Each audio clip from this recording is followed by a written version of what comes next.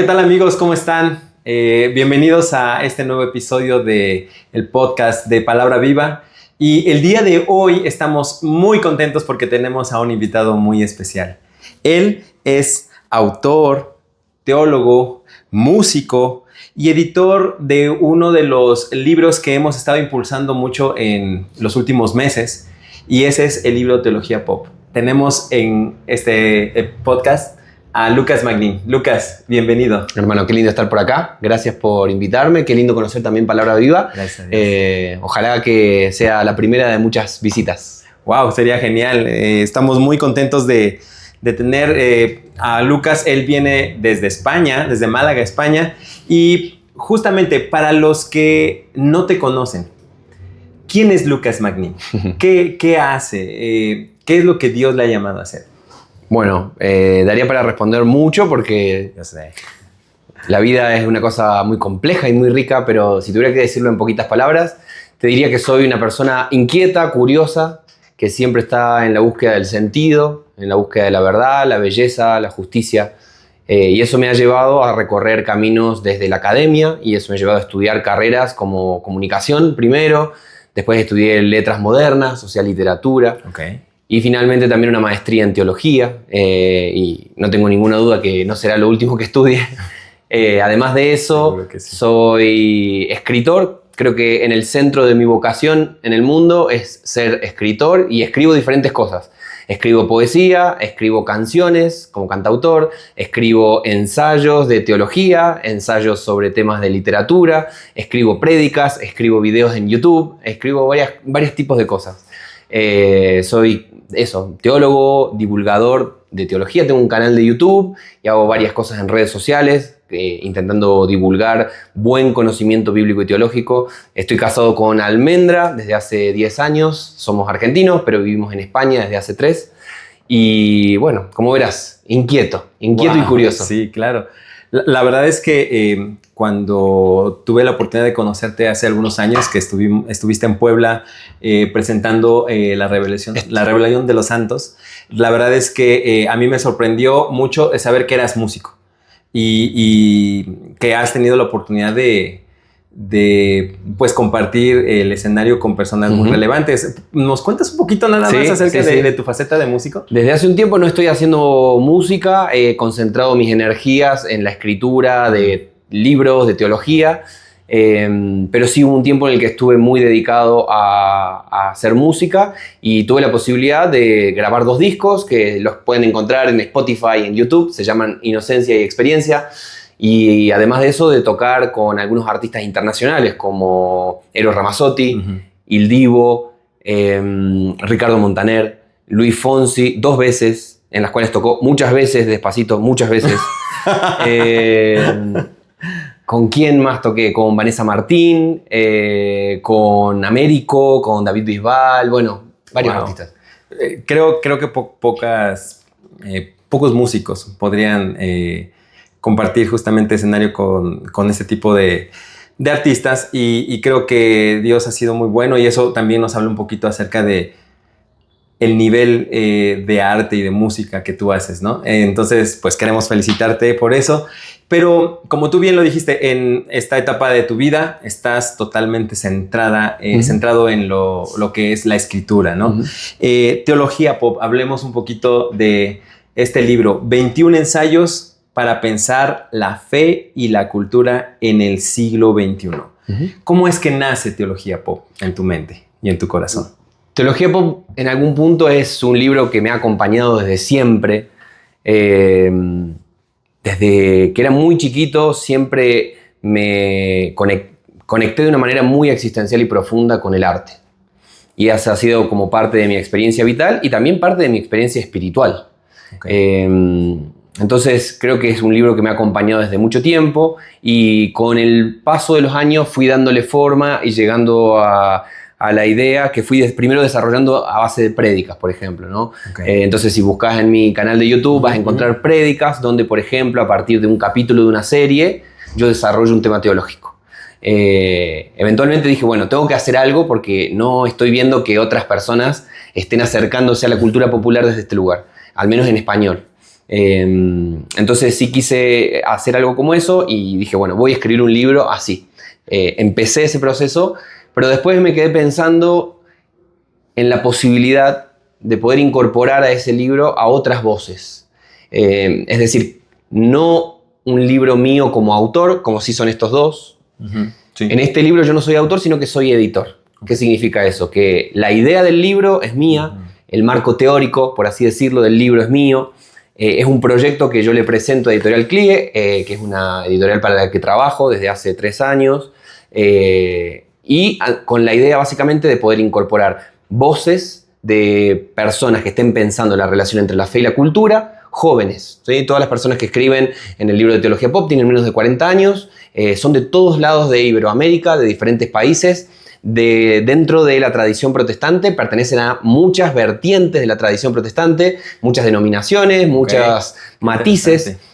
Hay pastores, hay teólogos, hay biblistas, hay influencers, youtubers, psicólogos, comunicadores. Es un libro coral. La idea no es que fuera un libro que simplemente dijera la misma cosa una y otra vez. Lo que suele pasar con estos libros donde escriben muchas personas es que casi siempre escriben personas de una misma tradición teológica, que leen a los mismos autores, que tienen intereses muy compartidos. En este libro yo quise ir por otro lado. Quise de alguna manera mostrar un poquito el crisol que existe dentro de las nuevas generaciones de la iglesia en Iberoamérica. Creo que hay mucha riqueza en eso. Creo que hay mucho valor en incorporar todas esas voces que también están pensando en la iglesia, que quizás no tienen una validación institucional, que quizás no tienen nombres, algunos sí, pero otros quizás no tienen nombres muy conocidos, ni tienen una influencia pública muy grande, pero yo estoy seguro de que tienen cosas muy valiosas para decir y creo que queda muy claro en el libro que están diciendo cosas muy, muy interesantes, no solamente para pensar nuestra fe, la Biblia, el ser cristiano, sino también cómo hacemos en el diálogo con la cultura en la que vivimos. Y eso es muy importante porque creo que eso resuelve una necesidad. ¿Cuál fue la necesidad básica que tuviste para que pudiéramos hacer esto? Creo que responde a varias necesidades, tanto a nivel personal, como a nivel comunitario, como a nivel social. Quizás, si tuviera que decir cuál es la chispa que enciende todo, diría que es esta idea que está tan arraigada en los creyentes y particularmente en la iglesia evangélica, que es la noción de la separación entre lo sagrado y lo profano. Okay. ¿Sí? Como que vivimos en dos mundos, sí, ¿no? Claro. Acá, de este lado del cerebro vive el mundo de Dios y de este lado del cerebro yo voy a la iglesia, leo devocionales, leo la Biblia a la mañana, tengo un grupo de oración y miro prédicas y podcasts en YouTube. Y de este otro lado, todo lo demás. ¿No? De este otro lado me junto con amigos y hago estudio, trabajo, hago cosas, ¿no? Y pareciera que esos dos mundos están como algo irreconciliable y creo que esa visión, esa dualidad entre lo sagrado y lo profano es intrínsecamente anticristiana. Está opuesta al corazón del Evangelio, es una herencia del neoplatonismo, de los movimientos gnósticos y dualistas de los primeros 2 o 3 siglos, pero que no corresponde al corazón del Evangelio de Jesús, que dice que en Cristo todas las cosas han sido reconciliadas, ¿no? Dios en Cristo ha reconciliado al mundo consigo mismo, y por eso nos toca a nosotros ser emisarios, ser testigos de esa reconciliación. Vivir con una mente fragmentada nos hace ser personas muchas veces contradictorias, y de pronto tenemos toda una vida en el mundo que no sabemos relacionar con las cosas de Dios, ¿no? Pareciera que son dos mundos diferentes. En este libro lo que hacemos es decir, no existe tal separación. Lo que hay que cambiar es cómo miramos las cosas. Hay que mirar la realidad, hay que mirar las producciones culturales, el arte, con ojos redimidos. Porque es esa mirada redimida la que justamente va a encontrar reconciliación, va a encontrar semillas de Dios en las obras de arte, en la cultura, y no quedarnos en una posición de que, bueno, no sé, miro esta película en Netflix y bueno, en realidad esto no me parece tan cristiano, pero bueno, lo hago igual. Eso es vivir en una contradicción de términos. Si realmente vamos a vivir de una manera integral, creo que es importante aprender a mirar la cultura, el trabajo, el arte, la historia, la sociedad con ojos cristianos. Es como una forma de dar vuelta la tortilla, dar vuelta el discurso que tanto tiempo nos ha mantenido en un estado de dualidad. Claro, aquí en México a esta dualidad le llamamos lo secular y lo espiritual, ¿no? Y justamente creo que es muy importante esta necesidad que Teología Pop viene a aportar, ¿no? Porque necesitamos ese camino de coherencia, como lo dijiste, ¿no? ¿Cuántas veces no se ha criticado al cristianismo justamente de eso, ¿no? De tener un discurso dentro de la iglesia y ser otros, ¿no? Claro. Afuera de la iglesia. Y justamente creo que esto es lo que ocasiona esta mente fragmentada. Y hablando de algo fragmentado, pues me parece tan interesante que en un solo volumen tengamos tantas voces, ¿no? Yo estaba viendo alguna de las voces que escriben en este libro y mentiría si te digo que conozco a todas, pero me llama mucho la atención Alex San Pedro, Ana Ávila, J.R. González, tenemos aquí también a Jonathan Rodríguez, algunas personas que ya escriben o que ya están, voy a decirlo así, haciendo ruido, ¿no? Con esta voz, y creo que es algo muy, muy, muy interesante. Teología Pop. ¿Qué es el camino que Lucas quiere tomar a partir de Teología Pop en el sentido de escritor? ¿Estás pensando hacia el futuro hacer otro libro? ¿Tienes algo ya en mente? ¿O cuál es voy a llamarlo así, cuál es el camino que tú quieres tomar como escritor en ese sentido? Bueno, tengo varias cosas en mente. Por lo pronto, el título del libro, Teología Pop, es un espejo de un segmento que yo tengo en mi canal de YouTube que se llama Teología Pop, justamente. De ahí viene el nombre del libro. Entonces es todo parte de un gran proyecto que incluye estos fragmentos de mi canal de YouTube, muchas cosas que yo hago en redes sociales. Este libro es como un gran proyecto que intenta tender puentes con la cultura y sobre todas las cosas recuperar algo que decía un teólogo holandés llamado Herman Bavinck: no existe un lugar de la cultura, no existe un lugar del mundo que Cristo mire y diga esto no es mío. Claro. No existe un lugar de la realidad que Cristo no convoque para sí, ¿no? Lo que hacemos nosotros como cristianos muchas veces es separar las cosas y después nos cuesta decir cómo puede ser que esta persona que dice ser cristiana tenga esta otra parte de la vida.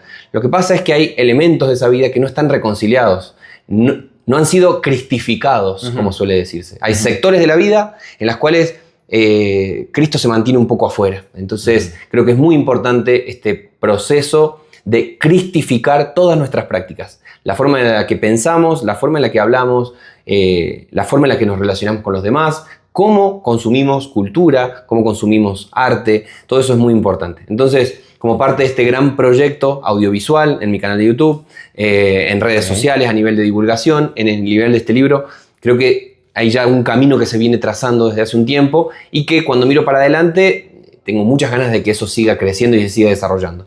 Por lo pronto se vienen nuevos videos en mi canal de YouTube, así que estén atentos por ahí, van a salir nuevos videos de Teología Pop, de hecho dentro de poquito va a salir uno. Y también tengo el deseo, vamos a ver si se puede, pero tengo el deseo de que haya un volumen 2 también. Y que a lo mejor después venga un volumen 3, porque lo cierto es que las voces teológicas van a seguir diciendo cosas. Y yo soy un firme defensor de que la polifonía es constitutiva a la iglesia. La iglesia no es monofónica.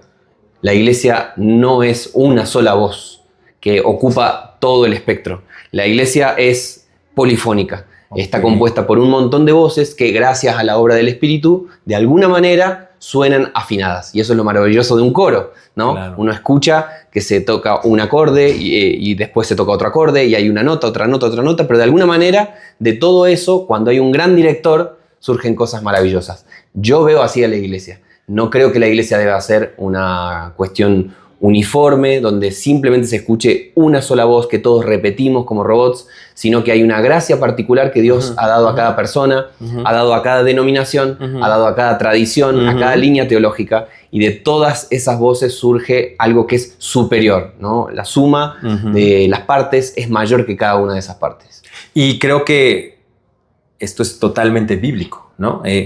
No dice la uniforme gracia de Dios, sino dice la multiforme Totalmente. gracia de Dios. Y creo que justamente es por eso que nosotros necesitamos vivir en comunidad, ¿no? Y libros como estos justamente nos ayudan a vivir en una comunidad que de otra forma sería imposible escuchar, ¿no? Esta polifonía. Dime, ¿tienes algún filtro para elegir a estas personas? Porque veo que muchas de estas personas son latinoamericanas y creo que platicábamos un poquito de este nuevo enfoque que CLIE está tomando, ¿no? De escuchar o hacer oír a las voces latinas. Sí. Estoy viendo si encuentro exactamente los puntos que explico en el libro de por qué me llevó a elegir estos autores. A ver si está por acá. Capaz que no lo encuentro. Pero, a ver, básicamente tuve en cuenta algunas cosas. En primer lugar, que fueran personas que hablaran, pensaran y escribieran en español. Okay. Eso en primer lugar.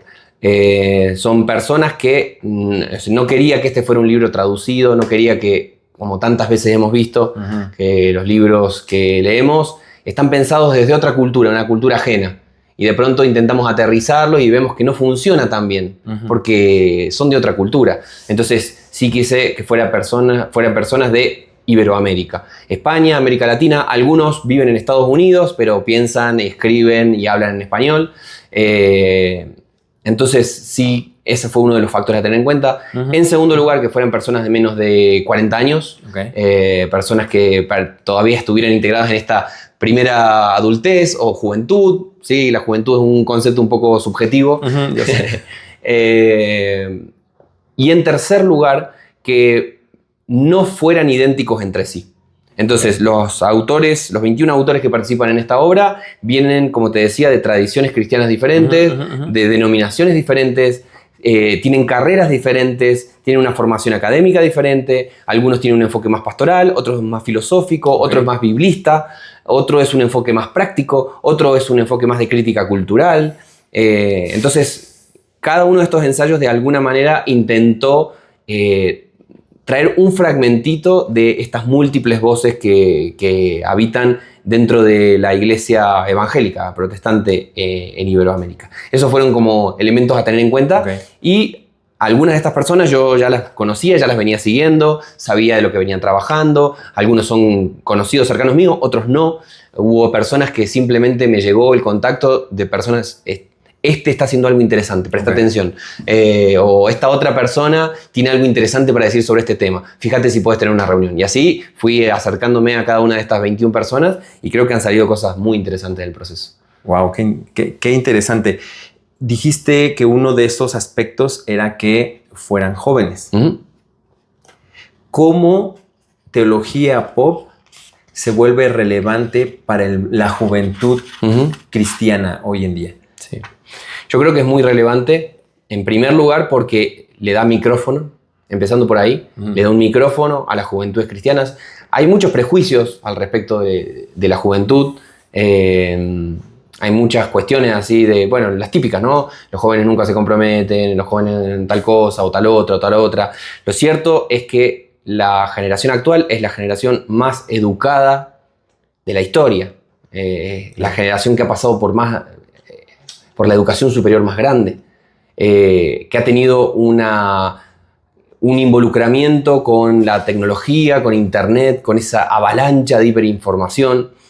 Hay, creo yo, mucho para dar. Y creo que los prejuicios que siempre miran con un poco de desconfianza a las nuevas generaciones hacen mal, porque a menudo creo que terminan truncando la capacidad de esas generaciones de desarrollar una identidad propia y de verse a sí mismos como protagonistas también de la historia de la iglesia. Es como, bueno, durante todos estos años estoy esperando hasta el momento en el que alguien me diga de lo que yo tengo para hacer o decir vale la pena.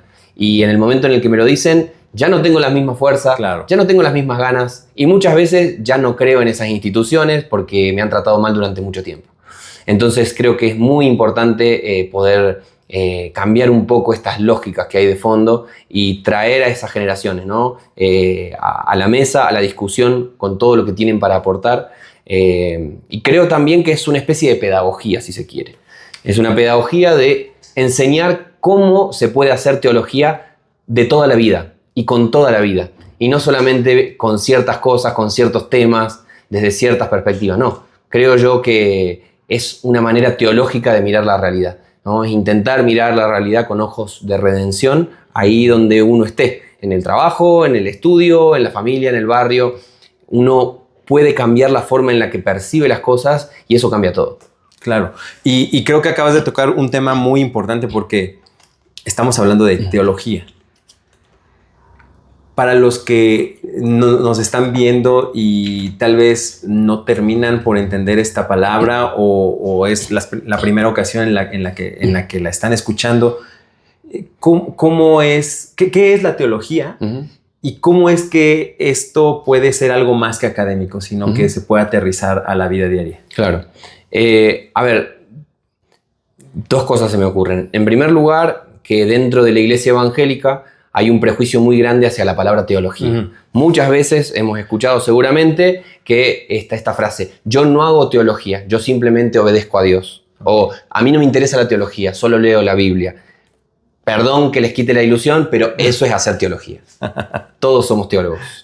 C.S. Lewis diría que la diferencia es que podemos ser buenos teólogos o malos teólogos. Sí. Pero todos somos teólogos. En nuestras decisiones, en la forma en la que hablamos, Pablo diría, somos cartas abiertas, uh-huh. ¿no? Cartas abiertas que dicen algo acerca de quién es Dios, de cómo vivir como seres humanos en esta realidad. Todo eso es hacer teología. Lamentablemente, la teología también ha quedado como construida como una especie de aparato lejano, ¿no? Un poco distanciada, una teología académica, que muchas veces se hace en un lenguaje bastante árido, uh-huh. bastante uh-huh. especializado, que, ojo, es muy importante porque eso también lleva adelante el conocimiento. Entonces, son fundamentales las figuras de los teólogos que se dedican a estudiar en profundidad cosas muy, muy particulares de la historia, de la Biblia. De ninguna manera quiero restar importancia a eso, porque yo, de hecho, soy parte de ese grupo. Estás formado así. Yo estoy formado desde ese lugar y muchas de las cosas que publico, quizás no las más populares, pero muchas cosas que publico pertenecen al ámbito de la academia teológica, ¿no? Son cosas muy específicas del ámbito académico. No obstante, me parece muy importante, y creo que un libro como este hace eso, es tender puentes, ¿no? Es aprender a traducir un poco eso. Uh-huh. Acá uh-huh. se van a encontrar discusiones. O sea, este no es un libro que hable de cosas banales o superficiales. Acá nos metemos en temas muy complejos acerca de la Biblia, de la filosofía, de la teología. A ver si encuentro un párrafo donde digo, acá, los lectores atentos podrán reconocer detrás del artificio literario de cada ensayo un esfuerzo intelectual compartido. Entre medio de las películas de Marvel y las de Tarkovsky, de los dibujos animados, los Funko Pop y las canciones de rock, lo que late es una especie de teología sistemática. Los autores hablan de cristología, escatología, eclesiología, antropología y neumatología, de la creación, el pecado y la imago Dei, de la Trinidad, la hermenéutica bíblica, la experiencia mística y la salvación, pero esta no intenta ser una dogmática tradicional. Haciendo un paralelismo pictórico, aquí no se ensaya una teología sistemática hiperrealista, sino de estilo impresionista. Si recordás, los cuadros impresionistas son como pequeñas manchas y que cuando uno lo ve de lejos, nota una imagen general, ¿no? Más que definir inequívocamente cada recoveco de la revelación, nuestros autores sugieren, evocan, despiertan nuestro asombro y nos animan a descubrir el misterio de Dios con nosotros. Esa es un poco la perspectiva de este libro. No es que sea un libro superficial o vano, por el contrario, es muy profundo. Se hablan de cosas de teología dura, podríamos decir, pero de una manera que conecta con la experiencia, con las vivencias de las personas que miran las películas de las que hablamos acá, claro. de las series de las que hablamos acá, que escuchan las canciones de las que hablamos acá, que quizás son fanáticos, no sé, de Tarantino, de Taylor Swift, de las películas de Marvel, de Avatar. Creo que ese es un punto de entrada para llevar la discusión a un lugar interesante. Un autor que me gusta mucho, que es Jorge Luis Borges, decía que no es que a la gente no le guste leer, es que quizás no han encontrado el libro para ellos. Oh. Entonces yo creo que es interesante buscar otras formas de literatura, otras formas de acercar el conocimiento teológico y bíblico a las personas. Yo creo que las personas están muy interesadas en tener eso. Simplemente que a veces hay que encontrar el lenguaje que les gusta hablar y el lenguaje de su corazón. Claro. Wow, pues qué libro, ¿no? Tal vez este es el libro que tú estabas buscando y tal vez este es el libro que te va a llevar a otro nivel en tu lectura de comprensión, ¿no? Y no solamente en la lectura de comprensión, sino justamente de la comprensión de quién es Dios y cómo Él se relaciona con nosotros, ¿no? Y no solamente, voy a decirlo así, en el ámbito espiritual, sino en todos los ámbitos, ¿no? Que eso es lo interesante de Teología Pop. Lucas, muchas gracias por haber estado con nosotros. Gracias por visitar Puebla, gracias por considerarlo. Lucas está haciendo una gira. Si tú estás ahí en CDMX, Aguascalientes, va a estar en algunos lugares. Así que si quieres saber en dónde va a estar, porque tal vez estás viendo este podcast en alguna parte de la República Mexicana y tal vez coincide con tu ciudad, escríbenos ahí, te podemos mandar la agenda de la gira. Y muchas gracias nuevamente por Muchas gracias, hermano. Gracias por esta invitación. Gracias por las semitas que probamos recién. Qué rico. Riquísimas. Y sí, si alguien quiere saber un poquito más sobre esta gira, pueden buscarlo en mis redes, en Instagram, en Facebook, en Twitter. Lucas-Magnin, así me encuentran. Lucas Magnin, o buscan en Twitter, en Google, en cualquier lado y lo van a encontrar. Lo mismo en YouTube, y estar atentos a los videos que vamos a seguir sacando de Teología Pop. Así que bueno, un gustazo poder charlar un ratito con vos. Gracias. Y sí, muy interesante. Por favor, no dejes de visitar el canal de YouTube de Teología Pop. Uno de los que a mí me llamó la atención, me gusta la música. Y fue irresistible ver uno de los últimos capítulos en donde pones 20 canciones, ¿no? 20 canciones inspiradas en la Biblia. Así es, y eso es algo que a todos nos llama la atención, porque seguramente son músicos que de repente tenemos en un lugar especial, y cómo eso se puede relacionar con lo que dice la Biblia y cómo es que realmente Dios puede usar a muchas personas para simplemente poner ahí una semilla y que después podamos justamente a través de estas charlas llegar al evangelio, ¿no? Entonces, gracias, Lucas. Muchas gracias a vos, hermano. Que Dios te bendiga y que te vaya muy bien, que te prospere en todo. Que así sea. Gracias a todos por vernos. Estamos en contacto. Nos vemos en el próximo episodio de este podcast. Que Dios te bendiga. Palabra Adiós. viva.